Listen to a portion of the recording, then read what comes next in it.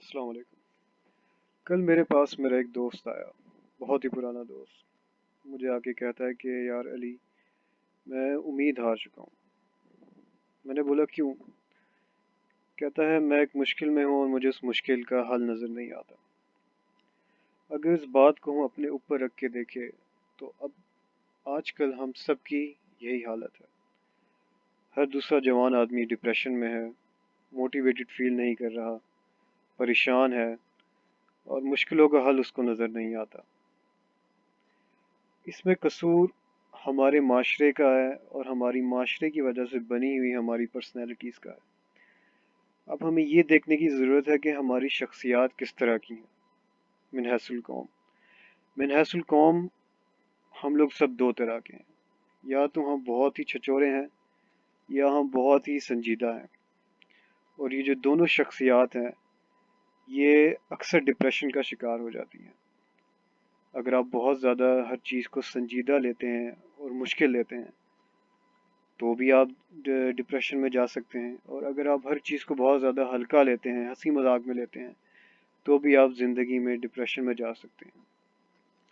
हमें हमारी शख्सियात में बैलेंस करना आया ही नहीं।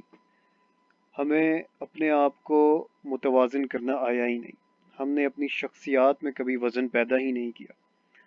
इसमें गलती शायद हमारी भी नहीं है, हमारे माशरे की है और हमारे तालीमी निज़ाम की है। जिस तालीमी निज़ाम में हम सब पढ़ते हैं और जिस माशरे में हम सब पलते हैं, वहाँ हमें ये सिखाया ही नहीं जाता कि हमें अपनी शख्सियत किस तरह की बनानी है। हमें लेबर बनाया जाता है, हमें इंडस्ट्रीज़ के लिए नौकर बनाया जाता है, लेकिन हमें इंसान नहीं बनाया जाता, अफसोस के साथ।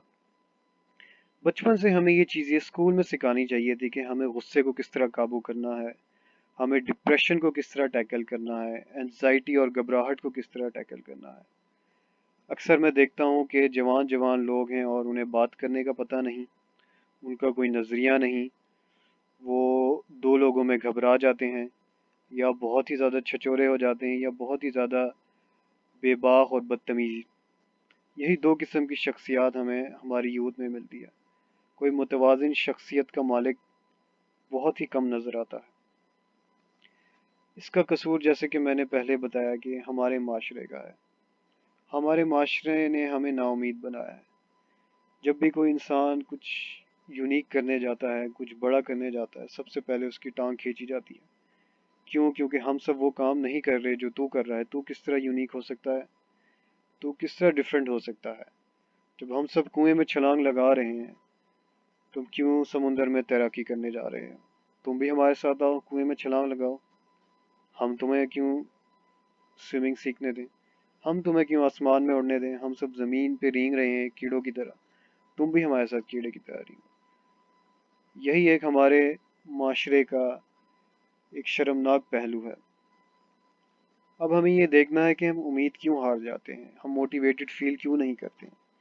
इसकी सबसे बड़ी वजह यह है कि हमें हमारे जज्बात को काबू करने का जो हुनर है, और हमारे जज्बात को काबू करके सही राह पर सही डायरेक्शन देने का हुनर बचपन से सिखाया ही नहीं गया, जो हमें सिखाना चाहिए था।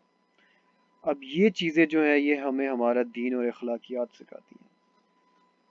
आप मसलन अगर डिप्रेशन में हैं तो आपको ये देखना है कि आप क्या ऐसी चीज़ गलत कर रहे हैं जिसकी वजह से आप डिप्रेशन में हैं। आपको सेल्फ एनालिसिस पहले करना पड़ेगा। आपको ये देखना पड़ेगा मैं ऐसी कौन सी गलती बार बार कर रहा हूँ जिसकी वजह से मैं इस मुश्किल में हूँ।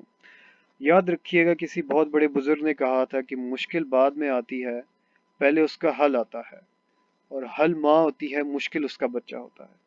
अल्लाह ने कोई ऐसी मुश्किल नहीं बनाई जिसका हल ना हो। हर चीज़ का हल है, बस हमें अपने जज्बात को काबू करके उस हल को ढूंढना है। और जब आप सेल्फ एनालिसिस करेंगे अपने जज्बात को, जाहिर सी बात है आप अपने जज्बात को काबू करेंगे तो ही आप सेल्फ एनालाइज कर सकते हैं, अपने आप को परख सकते हैं। मैं कहाँ पे गलती कर रहा हूँ, मैं ये गलती क्यों बार बार कर रहा हूँ, क्या वजह बन रही है इस गलती करने की, ऐसी कौन सी सिचुएशन में मैं बार बार चला जाता हूँ, ऐसा कौन सा थॉट प्रोसेस है मेरा जिसकी वजह से मैं ये गलती कर रहा हूँ, या ये काम मुझसे नहीं हो रहा, या मैं डिप्रेशन में जा रहा हूँ। जब आप ये चीज़ जान लेंगे तो आप मुश्किल को गर्दन से पकड़ चुके होंगे, और जब आप मुश्किल को गर्दन से पकड़ चुके होंगे तो आपको राह हल नज़र आ जाएगा।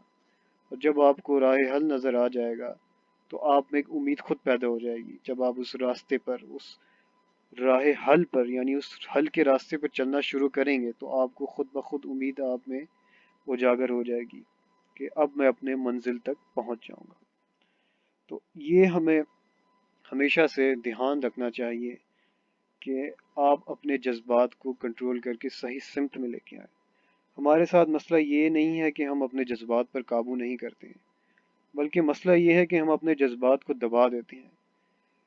اسلام ہمیں جذبات کو دبانے کا حکم نہیں دیتا، بلکہ جذبات کو صحیح ڈائریکشن دینے کا حکم دیتا ہے. اگر مثلا آپ یہ کہیں کہ مجھے غصہ ہی نہیں آتا، اس کا مطلب ہے یہ بڑی معیوب بات ہے. اگر آپ کے گھر میں کوئی چوری کرنے آ جائے تو آپ اس کو کیا ہنس کے ویلکم کریں گے؟ ظاہر سی بات ہے آپ کو غصہ آئے گا. اگر آپ میں لالچ نہیں ہے تو یہ بھی ایک عجیب بات ہے. اگر آپ میں مثلا مایوسی نہیں کہہ سکتے، اسی طرح اگر آپ میں مثلا کچھ کرنے کی چاہ نہیں ہے، اگر آپ میں تڑپ نہیں ہے تو یہ بھی بہت معیوب بات ہے. یہ چیزیں انسان میں، یہ جذبات اللہ نے انسان کو اس لیے دیے ہیں تاکہ اس کو صحیح ڈائریکشن دے سکے، نہ کہ اس کو دباتا رہے. اب غصہ ہے، غصہ آپ اپنے دوستوں پہ، اپنی بیوی سے غصہ کرنے سے بہتر ہے آپ اس کو صحیح ڈائریکشن دیں. اس غصے کو اپنے کام میں لے کے آئیں، اپنے اوپر غصہ کریں کہ میں یہ بری عادت اسموکنگ کی کیوں نہیں چھوڑ سکتا، میں شراب پینے کی عادت کیوں نہیں چھوڑ سکتا، میں پونڈی کی عادت کیوں نہیں چھوڑ سکتا. غصے کو صحیح جہت دیں، لالچ کو صحیح جہت دیں کہ مجھے زیادہ سے زیادہ اچھے کام کرنے ہیں، مجھے زیادہ سے زیادہ ویلتھ کمانی ہے، مجھے زیادہ سے زیادہ جو ہے وہ لوگوں کی مدد کرنی ہے. اس کام میں آپ میں لالچ ہو، تڑپ آپ میں ہو اپنی بری عادتیں چھوڑنے کو، اپنے مقصد کو حاصل کرنے کے لیے آپ میں تڑپ ہو. یہ چیزیں، یہ جذبات برے نہیں ہوتے، جذبات کی ہمیشہ ڈائریکشن اور سمت بری ہوتی ہے. تو ہمیں یہ دیکھنا ہے کہ ہم کہاں پہ غلطی کر رہے ہیں، اپنا سیلف انالیسس کرنا ہے اور اپنے جذبات کو صحیح ڈائریکشن دینی ہے. تو ہمیں امید بھی پیدا ہو جائے گی اور ہم موٹیویٹڈ بھی فیل کریں گے. Thank you.